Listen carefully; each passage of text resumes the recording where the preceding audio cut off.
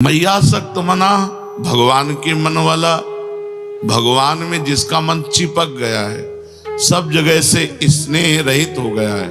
कहीं किससे स्नेह करे? स्वार्थी संसार किससे स्नेह करे? पाए जान जगत में सब जन, कपटी कुटिल कलयुगी टंच। मेरी सो भैया कृष्ण गुण संचु, यही परलोक सकल सुख पावे। उसे भगवान की याद करनी नहीं पड़ती, प्रत्युत स्वाभाविक याद आती है। और उसके भजन में गाढ़ वृत्ति तब होती है जब इधर वो याद करता, उधर भगवान याद करते हैं। यथा माम प्रपद्यन्ते तास तथैव भजाम्य हम। वो भज रहा है और प्रभु उसका भजन कर रहे हैं, और दोनों प्रेम में मगन हो रहे हैं। गाढ़ स्थिति, उसको कभी विस्मृति ही नहीं होती। तो ऐसे मेरे मन वाला बन। जब तक विनाशी शरीर और विनाशी भोगों में खिंचाव है, तब तक बड़ी परेशानी होती भजन में। हम करना चाहते हैं भजन और मन हमारा खिंचता है भोगों में, शरीर संसार में, व्यर्थ की बातों में। तो निराश होने की जरूरत नहीं। जिस साधक की ऐसी स्थिति है कि वो भजन तो करना चाहता है, भजन के लिए जीवन अर्पित किए है, भजन में बैठता भी है, पर भजन में मन नहीं लगता। मैयासक्त मना वो नहीं है, उसका मन भोगों की तरफ खींचता है। क्या कह रहे हैं? पहली बात, साधक कि नीयत सच्ची होनी चाहिए कि मैं भजन करने के लिए ही बैठा हूं। जो भगवान के नाम का जप करने के लिए नियत उसकी सही है, मैं भजन करना चाहता हूं, अंदर से चाहता है भजन करना चाहता हूं। पर ये दुष्ट मन बार बार विषयों में, व्यक्तियों में, स्थानों में ये भटकता है। उसको अच्छा नहीं लगता, पर वो मन को वश में तो कर नहीं पा रहा, इसलिए मन जा रहा है पर उसे अच्छा नहीं लगता। यह है सच्ची नियत का साधक। वो भजन करने बैठा, उसका मन भोगों में जा रहा है, उसको अच्छा नहीं लग रहा, जलन हो रही। ये क्यों जा रहा है? बार बार वो प्रयास करके अपने मंत्र को, अपने नाम को चला रहा है। उसने जो ही भजन के लिए बैठा, तो भगवान ने भजन करने के पहले से ही उसको अपना मान लिया भजनानंदी। यहां वर्णन करते हैं कि जैसे कोई धनी आदमी किसी को नौकरी के लिए लावे, लेबरी के लिए, और कह दे यहां तुम बैठो, हम काम बताएंगे। और पूरा दिन हो गया, उसको कोई काम नहीं बताया, तो शाम के 5 बजे जब वो चलेगा, मालिक से कहेगा हमारे 500 रुपए दीजिए। कहेगा किस बात के? बोले बैठने के। आप हमें लिवा के लाए, आपने कोई काम नहीं बताया, और हमारी तो दिहाड़ी आपको देनी पड़ेगी। तो ईमानदारी से उसको 500 रुपए लेबर को देने पड़ेंगे, क्योंकि वो तो आप बुला के लाए और कहा यहां बैठ जाओ, वो बैठा है। अब आपने कोई काम नहीं बताया तो कोई काम नहीं किया, पैसे आपको देने पड़ेंगे, पेमेंट आपको देना पड़ेगा। ऐसे ही तुम सारे दिन प्रभु को अपना दिए हो, सुबह से लेके शाम तक वाणी पाठ, नाम कीर्तन, भजन, इसके बाद आपका मन नहीं लगता, तो जो मन लगने का फल है वो आपको प्राप्त होगा। भगवान बेईमान नहीं है, भगवान ईमानदार है, और भगवान सर्वज्ञ है। जानते हैं कि ये मेरा भजन करने का प्रयत्न कर रहा है, पर मेरी दुरंत माया के कारण इसका मन भजन में नहीं लग रहा है। तो भगवान उस साधक को भजन का वैसे ही फल देते हैं जैसे फल मन लगने पर। क्या फल मिलेगा? उसका मन लगने लगेगा। भजन का फल क्या मिलेगा? उसका मन लगने लगेगा। पहला, ईश्वर अनुग्रह, ये अनुभव होगा उसको, मेरे ऊपर भगवान की बड़ी कृपा है, मेरे ऊपर भगवान की बड़ी कृपा है, श्री जी की बड़ी कृपा है, ये बार बार अनुभव होगा। भगवद अनुग्रह अनुभव पहला, और दूसरा फल क्या होगा? भगवान की सत्ता में अपने को लीन देखना। ये फल मिलेगा। जो ईमानदारी से भजन करने में बैठता है पर मन नहीं लगता, तो मन ना लगने पर भी उसे कुछ दिनों बाद ये अनुभव होने लगेगा कि श्री जी की हमारे ऊपर बड़ी कृपा है, और फिर श्री जी की मधुर महामंगलमय रूप में वो लीन होने लगेगा, अपने आप मन उसमें लगने लगेगा। इसमें भगवत जो दर्शन है, इन इंद्रियों की ताकत नहीं है कि भगवान के दर्शन कर लें। जो अभी इंद्रियां हैं, नाम जप के द्वारा, मंत्र जप के द्वारा इनका मार्जन होता है, इनमें चिदानंद ताकत आती है। इन इंद्रियों में, स्थूल इंद्रियों से भगवत रूप दर्शन नहीं किया जा सकता। जब भजन किया जाता है, डट के भजन, तो इन्हीं इंद्रियों में चिदानंद सामर्थ्य आती है। और इन्हीं नयनन सब सुख देखे, अपनो जन्म सुफल कर लिखे, उसे अनुभूति होने लगती है। अपने हृदय में भगवान युगल सरकार की या जो जिस भावना में है, उसको उसी भगवत रूप का अनुभव होने लगता है। जब भजन करता है और यह अनुभव होने लगता है कि प्रभु की हमारे ऊपर बड़ी कृपा है, धीरे धीरे मन प्रभु में लगने लगा, तो अब झांकी आने लगी। वो जिस उपाय से प्रभु के नजदीक पहुंच रहा है, उस उपाय को प्राणपन से पकड़ लेता है। उसको समझ में आया ना, इससे फायदा मिला, इससे हमें आनंद मिल रहा है, जैसे नाम जप, मंत्र जप, और उसको संसार से बैराग हो रहा है, प्रभु में अनुराग हो रहा है, कुछ अच्छा नहीं, वो समझ गया दवा काम कर रही। अब वो इतनी आसक्ति कर लेता है नाम में कि जैसे कहीं हमने देखा कि गुरु जी को बात करने का, तो बड़ी रफ्तार से चल, तो क्या पहले नहीं चालू था? क्या नहीं, पहले मानसिक चालू था। देखा बात कर रहे हैं कि छूट न जाए, तो उपांशु में, फौरन उपांशु में आ गए। सिद्ध महापुरुष भी तद विस्मरणेन परम व्याकुलते थी। प्रभु का विस्मरण होने की भावना मात्र में इतनी व्याकुलता पैदा होती है, आप समझ नहीं सकते। एक अंदर विशेष प्रकार का कष्ट होता है, क्यों छूट गया, ये क्यों रुक गया, मैं क्यों इतने मिनट खाली रहा। मंत्र चल रहा है लेकिन ठीक अनुभव नहीं हो रहा, तो भी उससे संतोष नहीं हो रहा। वही आंखों में दिखना चाहिए, कानों में सुनना चाहिए, वही हृदय में चलना चाहिए। ये आसक्ति, ये फल मिलेगा बैठने मात्र का।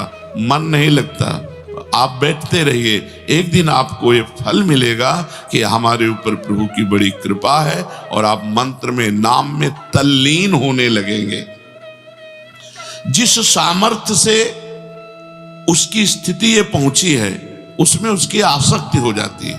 राधा नाम में, निज मंत्र में, राधा वल्लभ श्री हरिवंश नाम में जिसकी उस वृत्ति चली और उस वृत्ति से उसको ये लाभ मिला, उसमें उसकी आसक्ति हो जाती है। अब जो मन का विजय पाना बहुत कठिन कहा गया है, अब उसकी एकाग्रता बन गई, क्योंकि मन चाहने लगा कि रुके ना। समझो, जैसे जैसे भजन आपका बढ़ेगा तो मन चाहने लगेगा कि भजन न रुके। जब मन चाहने लगेगा भजन न रुके, तो अब मन को रोकना नहीं पड़ेगा, अब मन स्वयं भजन पकड़ेगा। वैसे कुछ दिन भजन तुम पकड़ो, फिर तुम्हें भजन पकड़ लेगा। वृंदावन की विशेष महिमा है, यहाँ फिरे स्वार्थ आपने, भजन गए फिरे बाह। पर कुछ दिन डट के भजन करना पड़ेगा। सच्चा वैराग्य और दीर्घ काल तक, दीर्घ काल माने बहुत लंबे समय तक भजन का अभ्यास, इससे ये सिद्धि प्राप्त होती है। स्वयं भजन चल रहा है, अपने आप भजन चल रहा है, वो केवल देख रहा है, सुन रहा है, बस शांत। जैसे जैसे शोरगुल आवाज होती है, वैसे वैसे मंत्र की ध्वनि और जोर से होती है। उसके मंत्र ध्वनि में अंतर नहीं पड़, अगर अंतर पड़ने लगेगा तो टिकेगा नहीं, वो तुरंत हटेगा, क्योंकि उसकी जो बात बनी है वो उस अंदर के चिंतन से बनी है। अब वो अंदर का चिंतन नहीं छोड़ सकता, उसके लिए बहुत बड़ी बात है। अंदर का चिंतन छोड़ना मानो प्राण निकल जाए, ऐसा कष्ट होना होगा, इसलिए उसे वो पकड़ लेता है। सच्चा वैराग्य तरह तरह के विषय भोग उसके सामने उपस्थित किए जाएं तो भी उसकी अंतर्वृत्ति बाहर भोगने के लिए नहीं आती। इतना अंतर में नाम जप में मंत्र जप में मन लग गया कि बाहर भोगने के लिए नहीं आती। उसकी तनिक भी भोग में मन की प्रवृत्ति ही नहीं रह गई। भजन में जब एक एक शब्द पीछे जब साधन करते करते उसको झलक आई, इंद्रियों में चिदानंद पावर आया और झलक आई, तो वो इतना आसक्त होने लगा कि इसी भजन से ये बात बनी, ये आनंद मिला, उसकी भजन में आसक्ति हो गई। अब उसकी आंतरिक इतनी आसक्ति है कि बाहर उत्तम से उत्तम भोग उपस्थित होने पर भी भोगने की रुचि नहीं है। वो अंतर्वृत्ति में युक्त होते हुए खाता पीता सोता जागता चलता फिरता, कहीं भी आसक्ति नहीं है, मन की तनिक भी प्रवृत्ति नहीं। ये बड़े बड़े तपस्वियों के लिए भी दुर्लभ है। इसलिए भगवान ने कल चर्चा सुनी थी कि तपस्वियों से भी अधिक, ज्ञानियों से भी अधिक, कर्मयोगियों से भी अधिक मेरा वो परम भक्त है जो निरंतर मेरा भजन करता है, श्रद्धा पूर्वक मेरा भजन करता है। ये गति बड़े बड़े तपस्वियों के लिए भी दुर्लभ है। ऐसी स्थिति तक पहुंचने के लिए विषयों में दोष दृष्टि करनी चाहिए। सब संसार भोग रहा है, अगर इसमें सुख होता तो ये तृप्त हो जाते, नहीं। हे भगवान, मेरे हृदय में विषय स्फुरना ना हो। हे भगवान, कभी मैं विषयी पुरुष का संग न करूं। हे भगवान, कभी कोई विषय सेवन की मेरे हृदय में रुचि न हो। ऐसी प्रार्थना करनी चाहिए भगवान से, श्री जी से प्रार्थना करनी चाहिए कि श्री जी ऐसी कृपा करो कि भोगों की तरफ आकर्षण न हो, भोग उपस्थित होने पर भोगने की इच्छा न हो। लाडली, अब ये जन्म आपको दिया, आप हमें सामर्थ्य दो कि मैं किसी भी तरह से इन निकृष्ट भोगों की तरफ आकर्षित ना हूं। और चित्त को बार बार नाम में मंत्र में लगाना, चाहे कोई भी हो, कोई भी का मतलब स्त्री पुरुष पढ़ा लिखा मूर्ख, कोई भी जो बार बार अपना चित्त नाम में लगाता है तो उसके सामने जो नाम का आधार होता है, जैसे राधा, तो राधा नाम का आधार है राधा रूप, वो उसके सामने आएगा। राधा रूप सामने आते ही क्या दशा होगी साधक की, जहां वो रूप है कि अखिल लोक ब्रह्मांड नायक परात्परीश भगवान श्री कृष्ण, जिस रूप को देखकर मोहित हो जाते हैं, और ऐसे मोहित होते हैं कि एक पल भर के लिए भी पलक झपना उनको असह्य होता है। ये अली प्रिया बदन अंबुज रस अटके अनत न जात, कहा कहो इन नैनन की बात, जब जब रुकत पलक संपुट लट अति आतुर अकुलात, लंपट लव निमेश अंतर ते अलप कलप सत सात, कहा कहो इन नैनन की बात। जहां लालजू को एक पलक झपकने की भी वियोग को अलप कलप सत सात, सैकड़ों कल्पों के वियोग का दुख अनुभव होता है। वो रूप जब उपासक के सामने आएगा तो उसका मन कहीं जाएगा, उसकी इंद्रियां कहीं जाएंगी, उसे कोई भोग अच्छा लगेगा? तो उपासक को चाहिए कि चित्त शांत रहे, बार बार नाम में लगाकर किसी भी परिस्थिति में अशांत न हो। संतुष्टा एन केनवा, कैसी भी परिस्थिति हो संतोष धारण करो। नाम तुम्हारा न छूट जाए। अगर संतोष नहीं धारण करते तो उधर मन खिंचाव करेगा अनुकूल या प्रतिकूल परिस्थिति में, और नाम छूट जाएगा। अनुकूलता में राग नहीं, प्रतिकूलता में द्वेष नहीं। ये परिस्थिति मिटने वाली है, ये आने जाने वाली है। ये आगमा पाइनो अनित्यास, ये आने जाने वाली नाशवान वृत्तियां हैं। तास्ति तिक्षस्व भारत, इनको चुपचाप सह जाओ।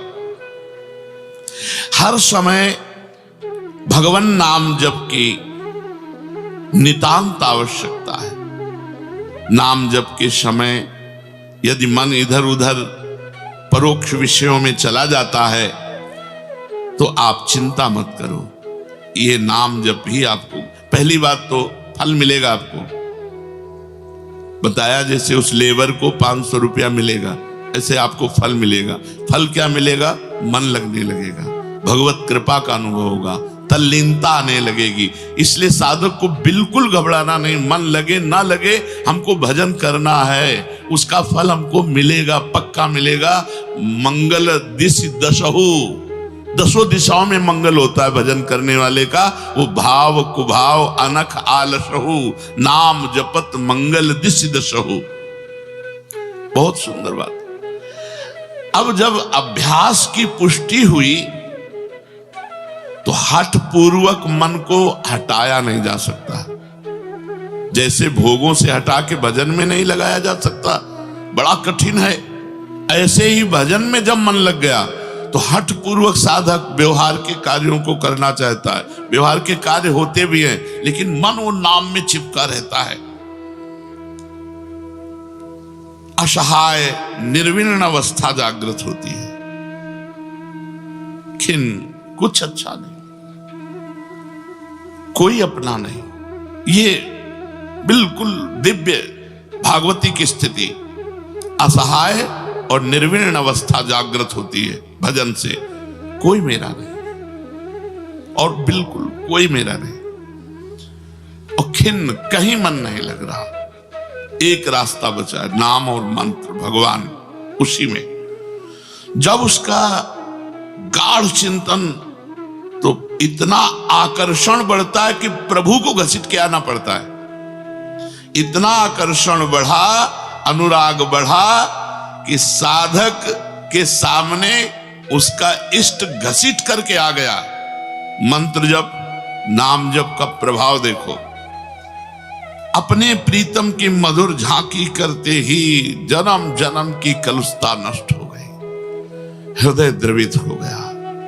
अब बस आह भर के रोना, सिसकना, पुकारना, तड़पना, यही बकाया रह जाता है।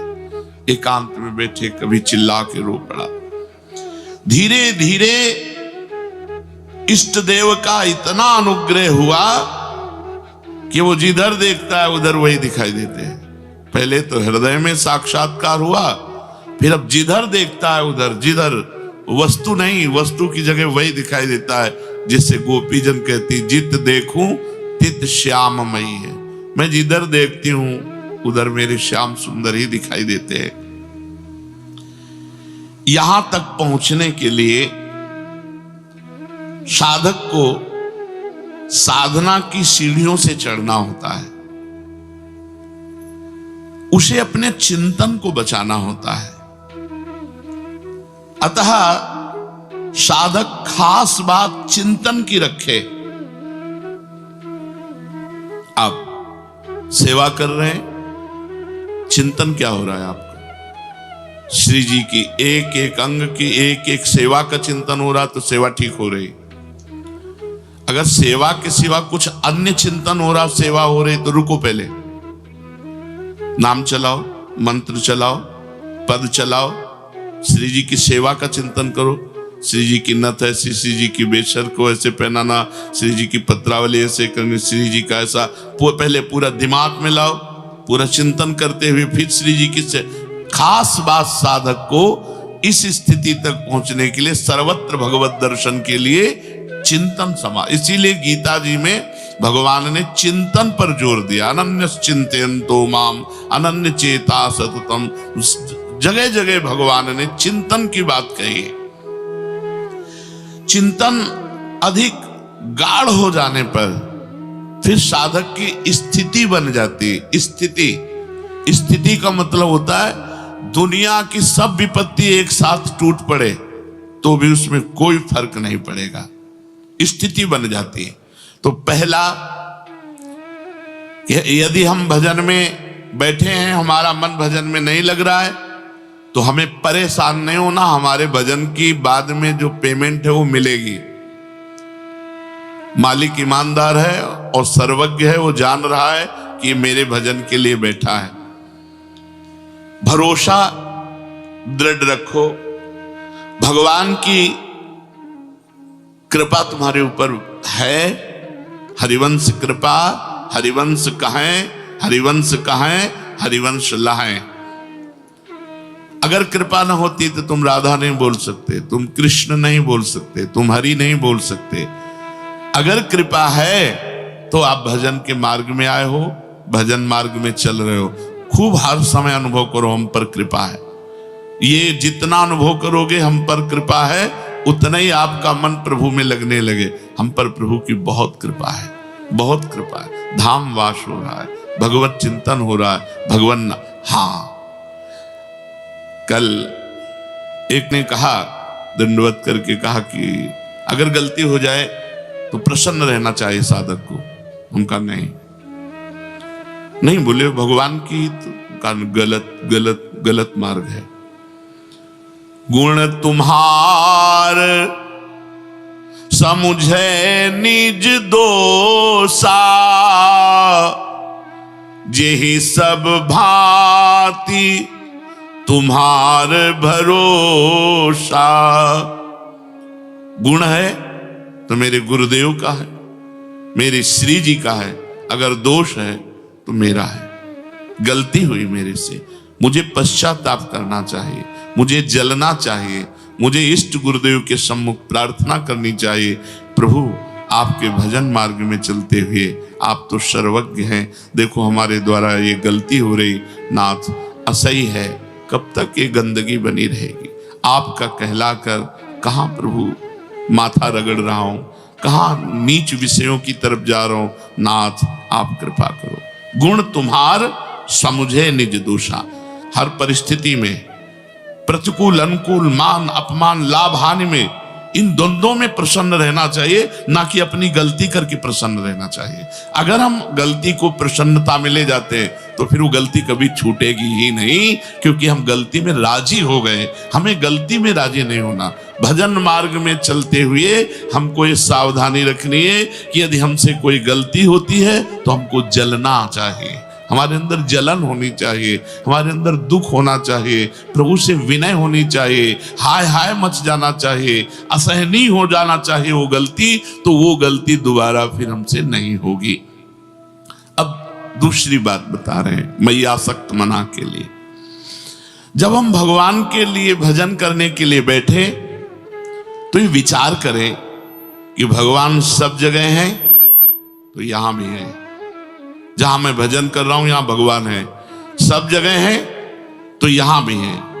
क्योंकि अगर यहां नहीं है तो ये शास्त्र सिद्धांत गलत हो जाता है कि हरि सर्वत्र है, कण कण में है।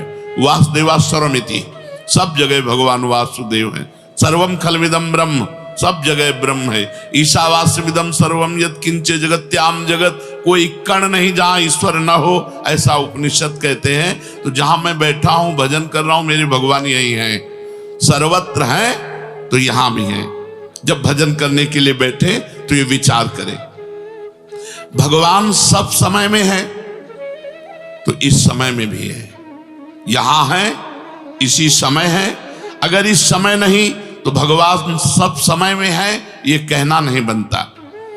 भगवान सब में है तो मेरे अंदर भी बैठे, सब जगह है, सब समय है और सब में है तो भगवान मेरे हृदय में भी बैठे हैं। भगवान सब में है, अगर मेरे हृदय में नहीं है तो ये बात सिद्ध नहीं होगी। सिद्ध तभी होगी जब सब में है तो मेरे हृदय में भी है। भगवान सबके हैं ये कहना तभी सिद्ध होता है जब भगवान मेरे भी हैं। उपासक इस बात को ध्यान दे, जब भजन में बैठे तो भगवान यहां हैं, इसी समय हैं, मेरे हैं, वो मेरे हृदय में है, वो मेरे भजन को देख रहे हैं। मन लगे न लगे ये आप जानो, आपके भजन के लिए हम बैठे हैं।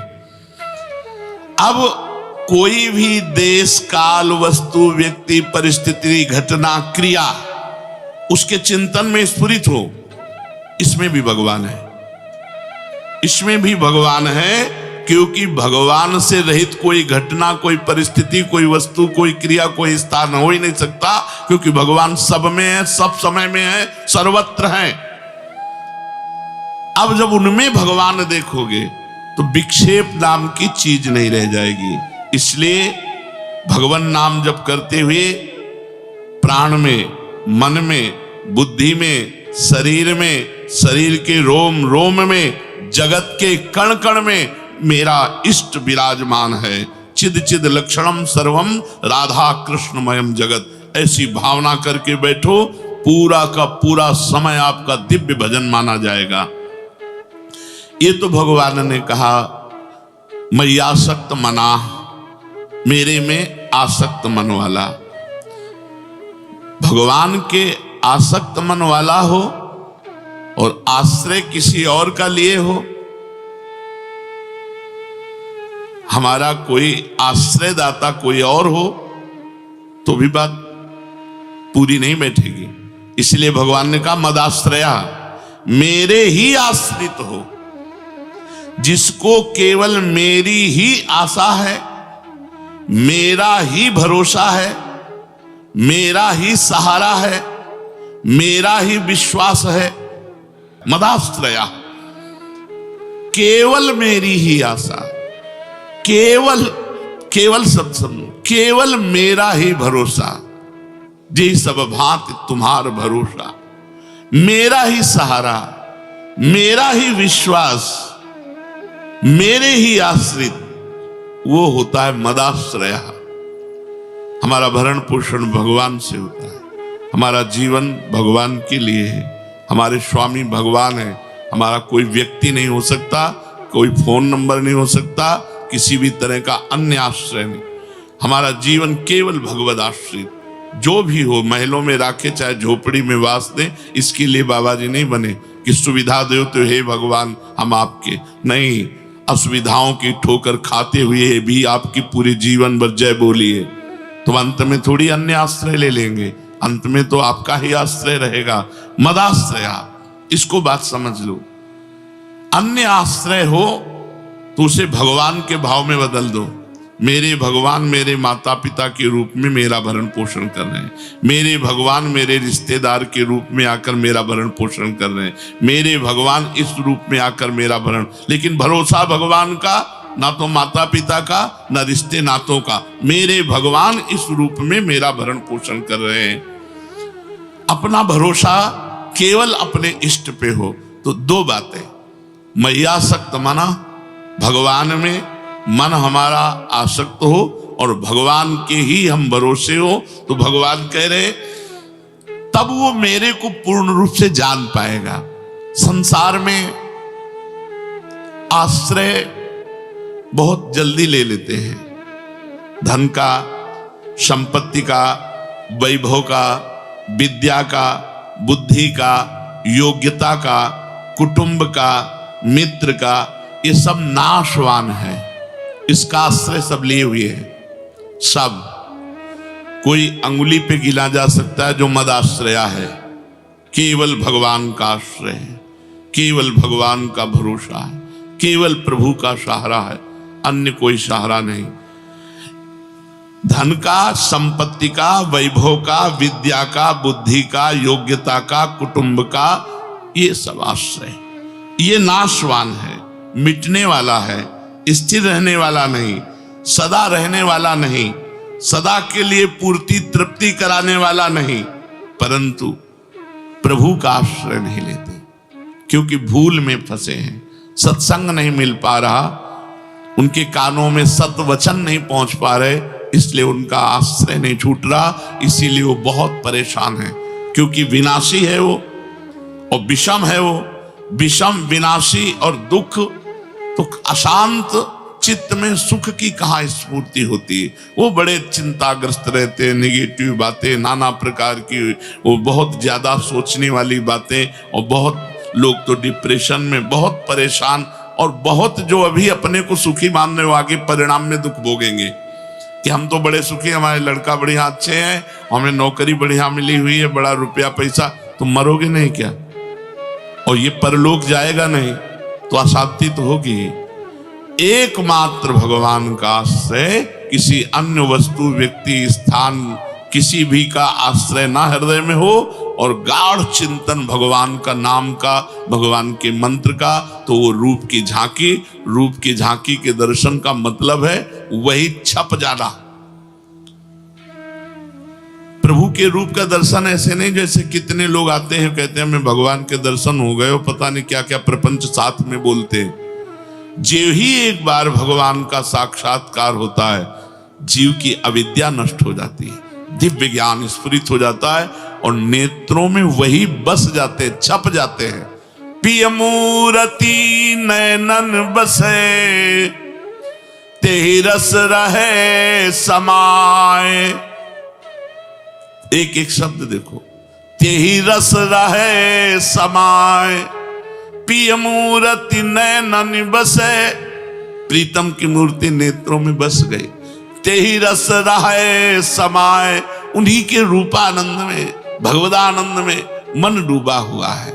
ये लक्षण सुनी प्रेम के, और न कछु सुहाए, और न कछु सुहाए। फिरे रस मद मातो, कुटुम देहते जाए। छूट सब ही विधि नातो, जहां जहां पी की बात, सुने खोजत तिन गैनन। हित ध्रुव छिन छिन ले, प्रेम जल भरी भरी नैनन। बार बार वो अपने प्रीतम की रूप माधुरी नख सिखलों अनुभव करता है। ऐसा रूप, ऐसा आनंद, अश्रुधारा बह रही है। फिर अपने रस मातो, जो अपने प्रिया प्रीतम है उन्हीं के रस में डूबा हुआ। कुटुम देहते जाए, छूट सब ही विधि नातो।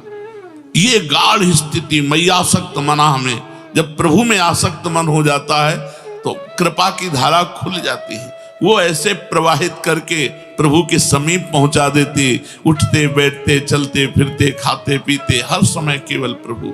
इसलिए निराश मत होइए, उदास मत होइए। यदि विषय आकर्षण हो रहा है तो धैर्य रखिए, भजन की कमी है। मन चंचल हो रहा है, धैर्य रखिए, इसका फल मिलेगा आपको। चंचल मन सहित भजन करने पर भी भगवान की कृपा आपको वैसे ही प्राप्त होगी जैसे एकाग्र मन से करने वाले।